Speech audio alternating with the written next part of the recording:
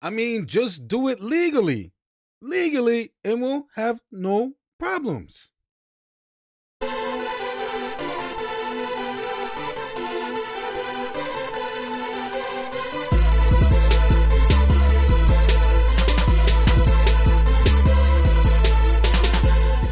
What's good, everybody? Welcome back to the channel. This is Vessels TV. I am your host. How you guys doing today? Hope you're doing well. Me? Or how am I doing? Oh, thank you for asking. As you know it, I'm too blessed to be stressed, no matter the test. I let God take care of it. He always takes care of it. You should let God take care of your problems too. And you should also let God take care of directing your finger to click on the link below for my merch. Let's get some more merch. Say less. Say less. Don't talk too much. Just say less and go and buy some merch. This is on the store, on my Etsy shop. Make sure you go and check it out. I love this shirt. The shirt is scripture related. As you can see, James chapter 1, verse 19. Go research the scripture and go and get the shirt. I have plenty of other stuff, so make sure you buy some merch. Today's video, we're talking about the migrants in Chicago that they're proposing to. I don't know if they have done it yet. I looked for some more information on it. I haven't found anything yet. But it was about 5 days ago, 6 days ago, almost a week ago. They're talking about housing thousands of migrants, I don't know, maybe hundreds of migrants in this Chicago hotel. And the people are outraged. They're outraged by it because a lot of these people, maybe all of them that they're going to put in this hotel are illegally in this country. And immigration has been a big problem and a big debate topic. A lot of people on, either side of the fence on it because, yeah, in cases where people are fleeing their country to seek asylum, which is legal, which, we as a country are allowing people to do that.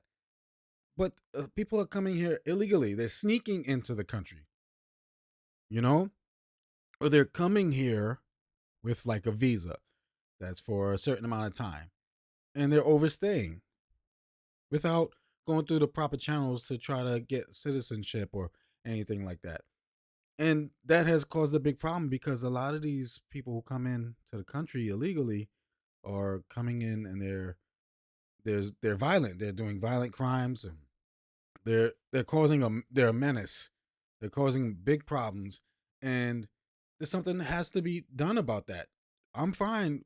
I'm sure a lot of people are. I don't know how everyone isn't on the same page on it, but I'm fine with people coming into the country the legal way, the right way. Do things the right way. Do anything the right way.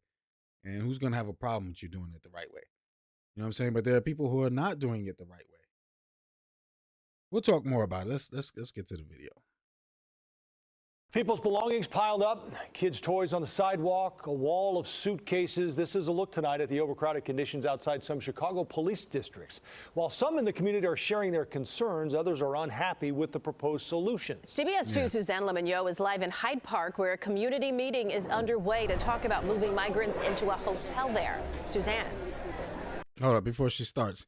Into a hotel.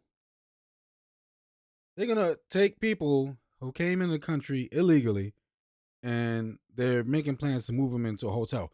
First of all, do you see the mess that they have outside of these police, stations and all these different places with all their belongings just sitting on the street? That's not a good look for a city. I just did a video. Make sure you check it out. It should pop up at the end of this video. Hopefully it'll pop up at the end of this video on the screen where you can click on it. And it shows the difference between, good looking neighborhoods and well-kept neighborhoods and neighborhoods that aren't taken care of.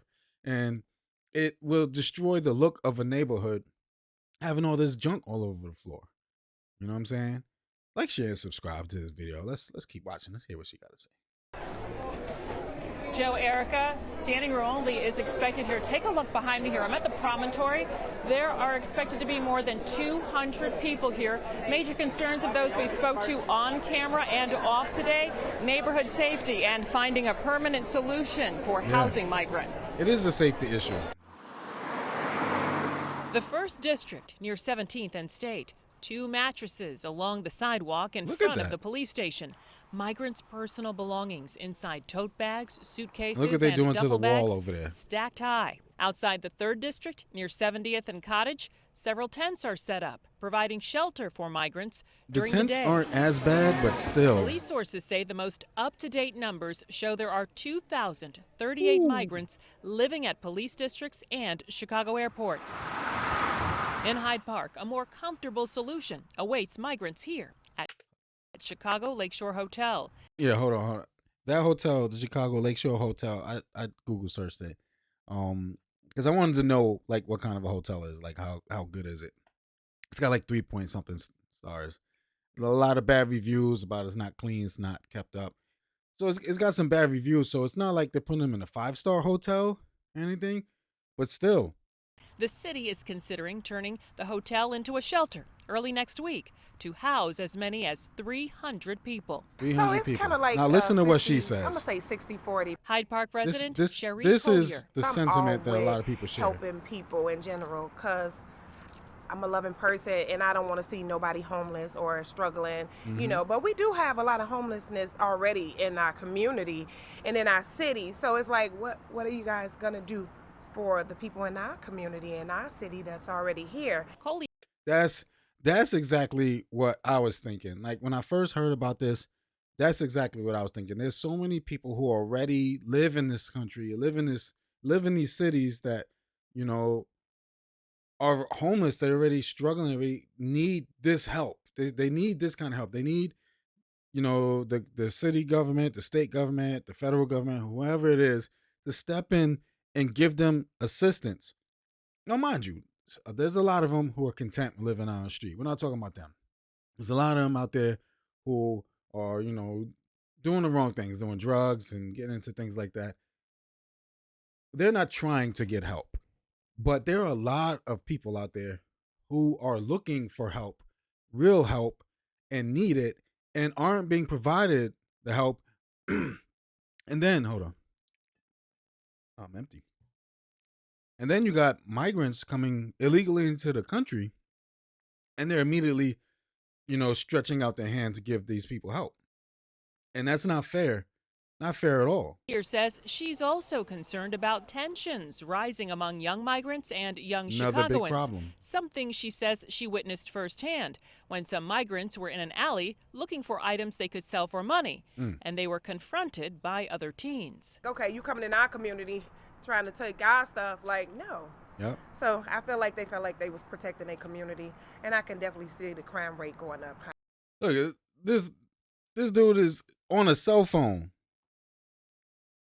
He's got it look like a new the hat. This one got earbuds.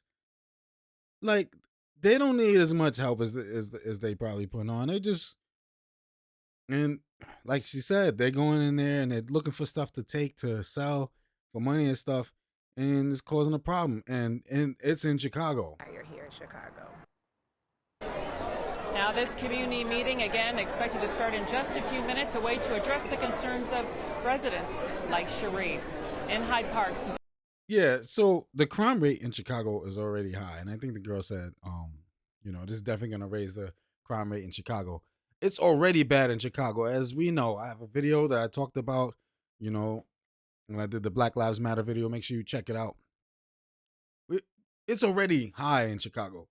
Chicago already has a high crime rate. You don't need more crime, and this is gonna cause more crime.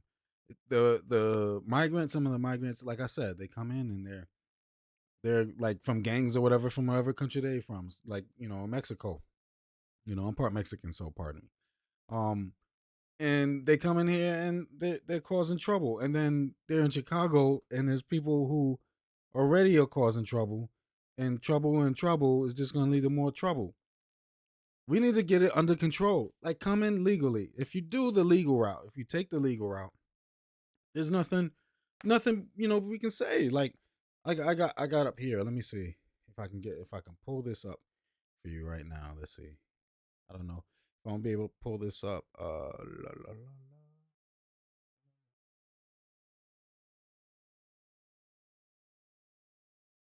think I trying to get this video up, this website up for you. Here we go. Okay. So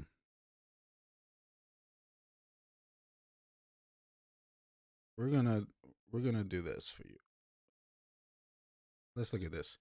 I had to do some research because I wanted to know like what's going on with this whole seeking asylum thing.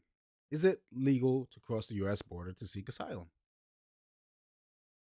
Families escaping violence and persecution in Latin American countries such as Honduras, Haiti, Cuba, Nicaragua, and other countries in crisis have undertaken a dangerous journey to seek safety in the United States.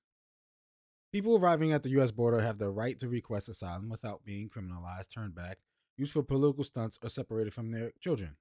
Here's how the process works. What is asylum?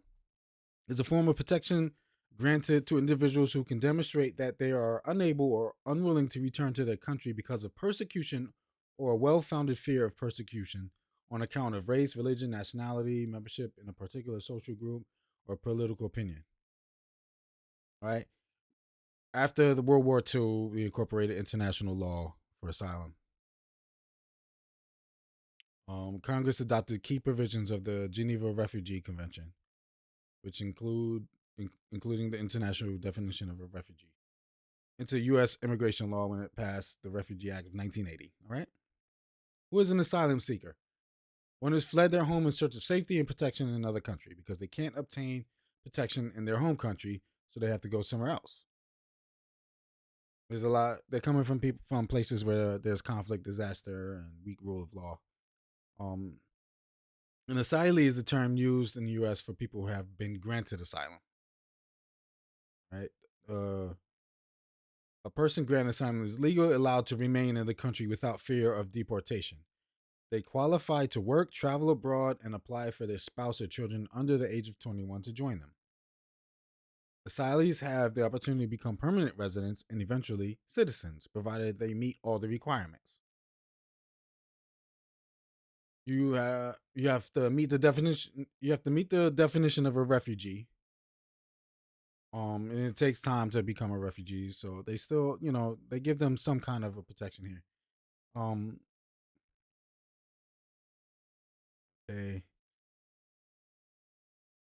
If you meet that definition and you're fleeing danger, you should not be penalized for your manner of entry. You should not be turned away at the border to a country where you'd face persecution. At the border, it seems like they keep talking about the border. That's where you go. You go. Okay, so yes, seeking asylum is legal even during a pandemic. Asylum seekers must be in the U.S. or at a port of entry, an airport, or official land crossing to request opportunity to apply for asylum. Okay, and they start talking about a bunch of other stuff. But that's the gist of it. They're saying at a official spot, like you go to an official spot, not just sneaking into the country, because sneaking in anywhere, you're trespassing. If someone allows you to come in, you're not trespassing. Until they ask you to leave, then you staying will be trespassing, right? So I'm not against, because this country was founded on that. There's a lot of things this country was founded on that they've lost, and it's the people who are here that made a lot of things get lost. A lot of great things that this country was started off of were lost. The only thing that I like that has been lost from the founding of this country are the bad things, like slavery and institutionalized racism, because none of that exists in this country today. So those are the good things. That they got rid of some bad stuff.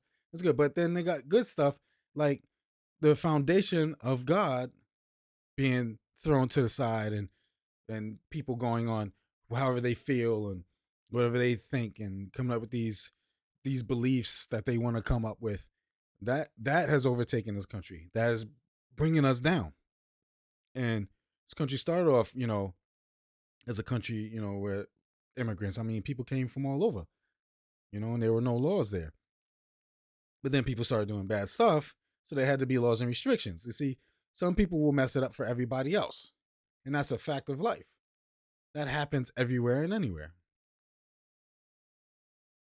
I'm gonna bring you a scripture. I like the scripture. Unless the Lord builds the house, the builders labor in vain. Unless the Lord watches over the city, the guards stand watch in vain. Psalms 127 and 1. Now, what does that mean to me? Unless you have God in it, then everyone who is working and doing stuff is doing it in vain. There's going to be no good to come from it. It's not gonna work. They're doing it for no reason, because it's going to fall apart. Unless you let God protect you, be your protector, and watch over you. Anyone who's trying to protect you, anyone who's trying to watch over you, is going to be for no reason. They're not going to protect you, because people have their own intentions, their own thoughts. They can be manipulated. They can be tainted. They can their mind can be made up. Someone can tell them something and persuade them, and then what happens? You have nobody protecting you. But God is God. God is the most powerful. No one greater. No one even close. Right? So if God's watching over you, if God is building your house, then you know everything. The foundation is going to be solid, and it's going to be protected. And no one can destroy it. No weapon formed against you shall prosper. So it goes the same thing. This country needs God in this country, so that its foundation can be strong. This country needs God in it, because a lot of things are not working. It's almost like they're doing all these things to try to appease all these people, and nothing's working, because they're not letting God stand watch over us, protect us, and guide us. You're not. And once you lose God out, once you take God out the equation, then it's all chaos, and then that's why we have people coming in this country and doing the wrong things. And people, you got people who are speaking out against it, but then you got people speaking out against the people speaking out against it, and then fighting amongst each other. And because they took God out the equation, the conversation isn't going to be fruitful. It's just going to be a bunch of anger and people thinking what they want to think, and nothing gets resolved properly. And then we have issues like this, where it's obvious that in that city, in that area, there are homeless people who live in this country who should be taken care of.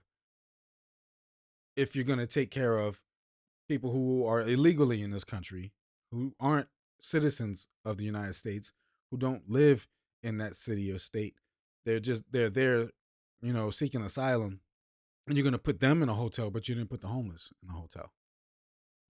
That's not fair. That's not cool. That is being a respecter of persons. God is not a respecter of persons. What does that mean? That God's not going to do something for you and not do it for me. God's not going to make a way for me to be blessed, but not make a way for you to be blessed. And these people are making a way for certain people to be blessed, but certain people to not be blessed. They're opening their hotel up to house refugees, but didn't open their hotel up to house the homeless people in that area. And that's not cool. That's not fair.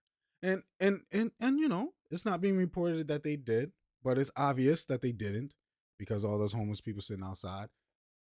And they interviewed a lady from there who said it. So, you let me know in the comments. Am I wrong? Am I speaking, out of context? Am I talking too much? Do I need to say less? Because if I need to say less, then make sure you go to the Etsy shop and buy the Say Less shirt and make me say less. Because I won't talk about it no more. The more you buy the shirts and stuff, I'll be quiet. I'll be quiet counting the money. No, it's not about the money. I would love for people to spread the messages that I have on my shirt. I'm a vessel for God, and God has been pouring into me, and I'm trying to pour out into other people so that other people can, partake in this knowledge and wisdom and it's love and peace that God has given me. So that's what Vessels is all about. And that's what Vessels TV is all about. And I know we talk about some things that people get upset about. And not everybody agrees on everything that I say. And you guys get in the comments and talk about it, but peacefully, respectfully. Agree to disagree. But I really think that something better has to be done about the immigration in this country, especially with people who are crossing our borders illegally and getting in here. And, it needs to be stopped. And they need to take the people who want to take the proper channels and do the proper way. If you show up to a U.S. border where customs is and you tell them, I'm having this issues to seek refugee asylum, to be a refugee and seek asylum, that's the right way. Just do it the right way. That's all. Just do it the legal way, the right way, the good way, the way that pleases everybody. And because then you can vet. At least then you can see before they come in and do any damage, if they're a person who actually wants to have a better life, or is there somebody here trying to, steal, kill, and destroy, because the enemy is everywhere. The enemy is using everyone and anyone that it possibly can, that he possibly can. And he's working. He's out there. He's lurking. And we need to be vigilant. All right. So make sure you like, share, subscribe, leave comments in the comment section. Share it with with your people. Share it with everybody you can. Share it on your social medias. Let's get this conversation going. There's a lot more that I could talk about in this, but y'all get what I'm saying. I hope y'all get what I'm saying. I hope nobody is sitting there mad at me, because I know people. I mean, I've never been one to really care how people feel about me. But I don't like for people to be upset with me. Right? Oh, can't leave y'all without this last scripture. This one was so it always hits home, that you ask and it shall be given to you. Seek and ye shall find. Knock and it shall be opened unto you. For everyone that asketh receiveth, and he that seeketh findeth, and to him that knocketh it shall be opened. Matthew chapter 7, verses 7 through 8. So if you want help, no matter if you're someone seeking asylum, or if you're someone who is seeking help who lives in this country, someone who is just seeking help because they're going through some hard times, someone who just needs somebody to talk to. God says, if you ask, you receive. You seek, you shall find. Knocking, the door will be open to you. Not everybody who does all those things gets it, because what? You don't let the Lord build the house. If you don't let the Lord watch over, then it's all in vain. So if you don't have God in it, it's not going to work. All right?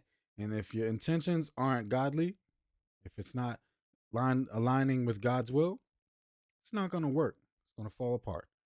This is Vessels TV, hitting y'all with some biblical knowledge. I'll see y'all on the next video. Hope y'all have a safe one. Stay blessed. Peace and love. I'm out.